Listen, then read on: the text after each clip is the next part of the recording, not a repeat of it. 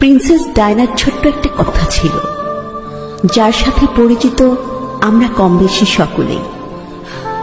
সে বলেছিলেন, আমি যাকে ভালোবেসেছিলাম সে ছাড়া গোটা বিশ্ব আমায় ভালোবেসেছিল।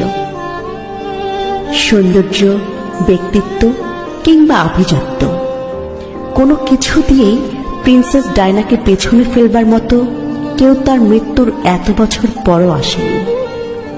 অথচ তার স্বামীও তাকে ঘরে রেখে আসক্ত হয়েছিল পরনারীতে, যার শেষটা হয়েছিল তাদের বিবাহ বিচ্ছেদ দিয়ে।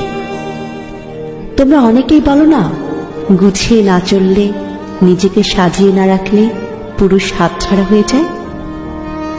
আসলে এটা পুরোপুরি মিথ্যে, বুঝলে? যার মানসিকতা নোংরা তার ঘরে হুড় থাকলেও সে কাজের মেয়ের পেছনে ঘুরে বেড়ায়, আর যার মানসিকতা পরিষ্কার সে দিনের পর দিন শত শত সুন্দরী নারী উপেক্ষা করে শুধুমাত্র তার স্ত্রীর কথা ভেবে। বেঈমানদের কোনো কারণ লাগে না বেঈমানি করার জন্য।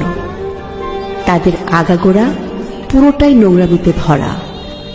তাদের কাছ থেকে ভালো কিছু আশা করাটাই ভুল।